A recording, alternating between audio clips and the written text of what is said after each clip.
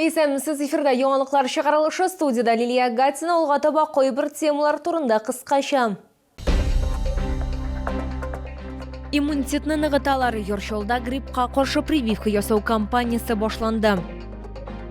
Құрал белән куркынычсыз эш итү, пилотсыз очкычлар белән идарә итү һәм башкалар Татарстанда контрактчыларны әзерләнүнең яңа этабы башланды.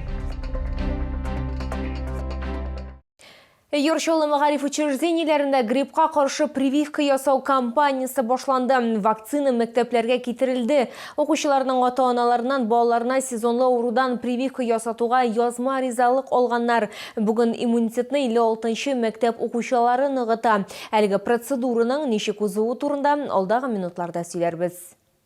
Иммунитетны ныгытырга теләүчеләр арасында Эльдар Хөснетдинов та бар. Егетнең сүзләренә караганда, ул ел саен сезонлы ауруларга каршы прививка ясата.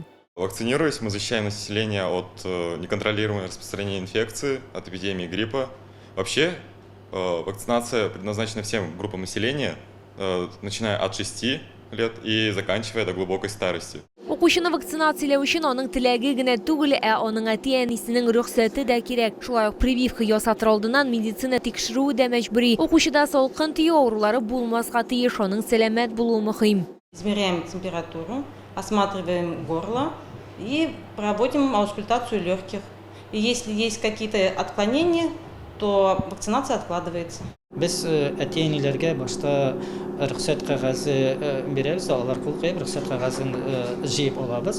Шуннан соң чират буенча алар тәнәфес вакытында кирип медсестрада вакцина ясыйлар.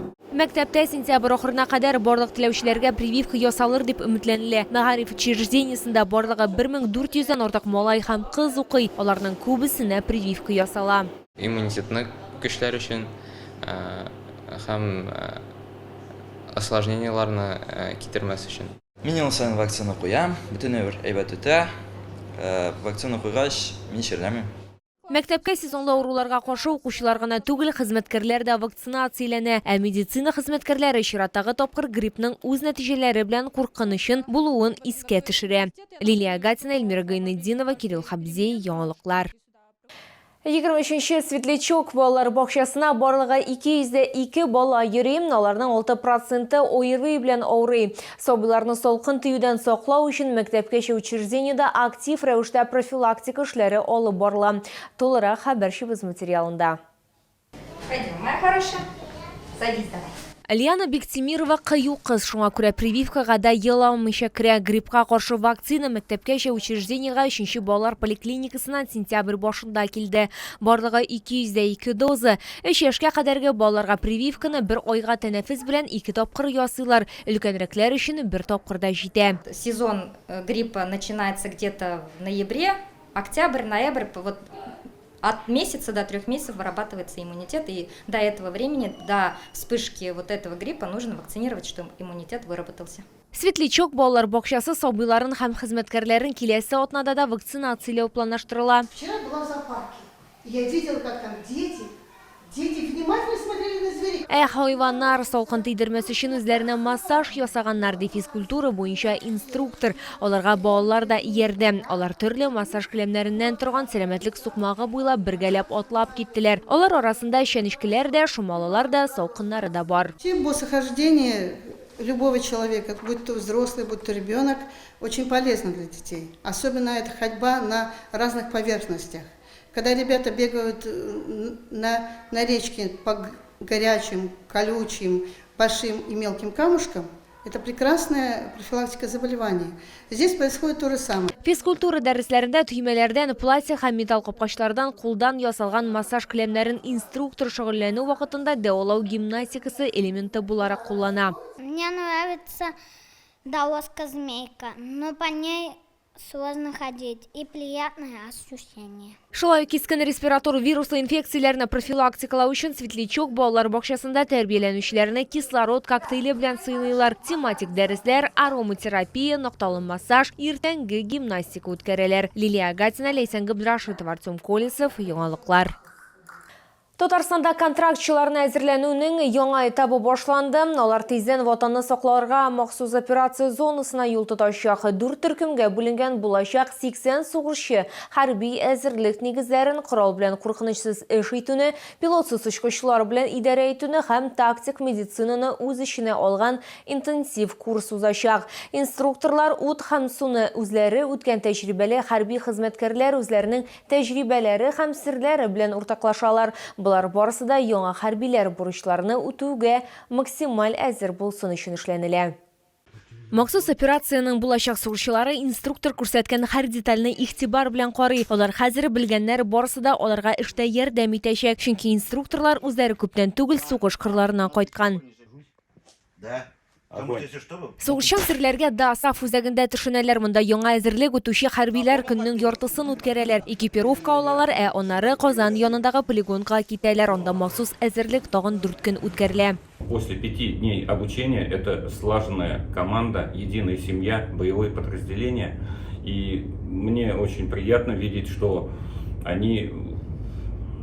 они готовы к выполнению задач в особых условиях. Ватанны саклаучыларның яңа буыны хәрби әзерлек нигезләрен өйрәнә, пилотсыз очкычлар белән ничек идарә итәргә, ярдәм күрсәтергә һәм корал белән эш итәргә. Кайберәүләр нәкъ менә монда беренче тапкыр кулларына автомат тоталар һәм инде кырларда белемнәрен ышанычлы күрсәтәләр. Алар өчен уку бөтенләй түләүсез, моннан тыш яшәү, туклану, кием салым да бар. Полезная информация, отличные инструктора, с боевым опытом.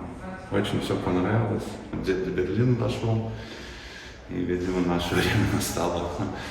Мы должны нашу страну и наших братьев, сестер всех защитить. Лилия Гатина, Географиева, Анастасия Миронова, Яңалыклар.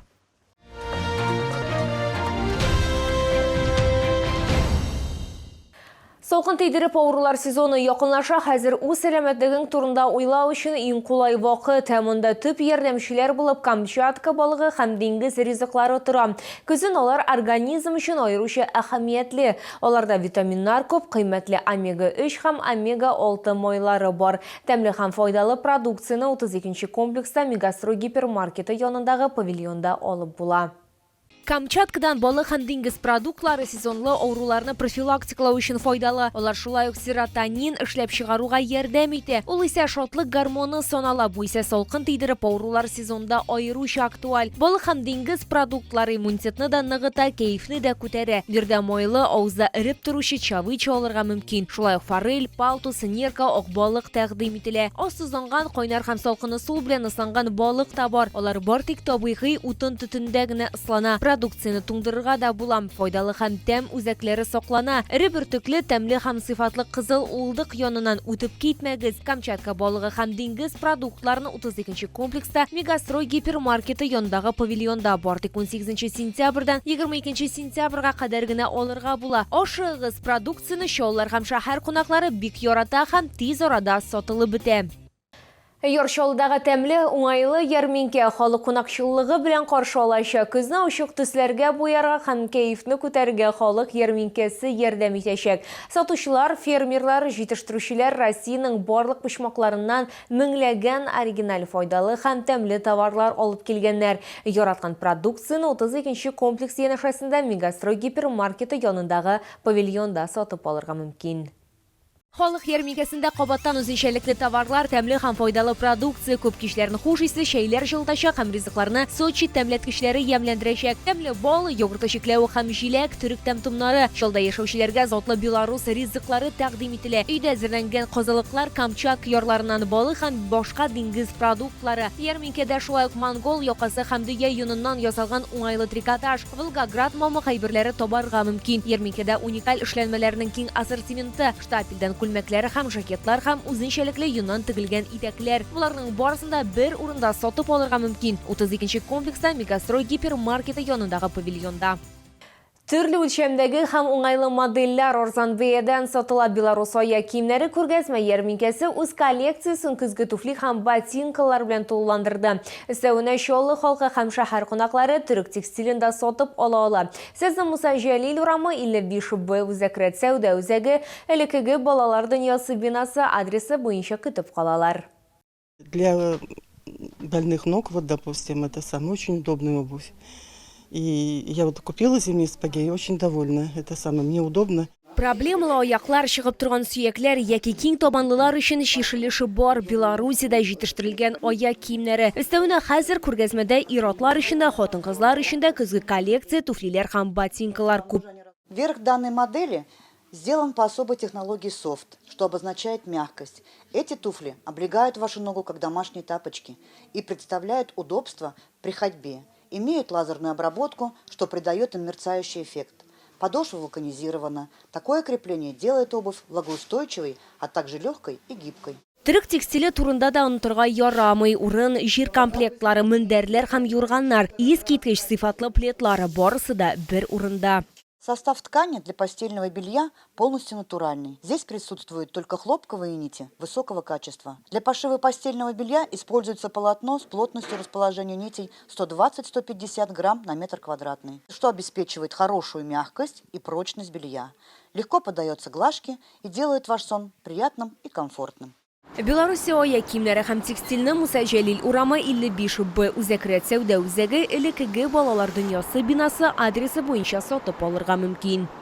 Бу сезгә җиткерәсе соңгы мәгълүматыбыз иде. Мин Лилия Гатина, сезнең белән сау булашам. Исән имин булыгыз. Рыба Камчатки в набережных Челнах. Только с 18 по 22 сентября. Площадка у гипермаркета «Мегастрой». Оцените настоящий вкус рыбы Камчатки. Я люблю тебя, Валя. Пусть весь мир подождет. Вот и все.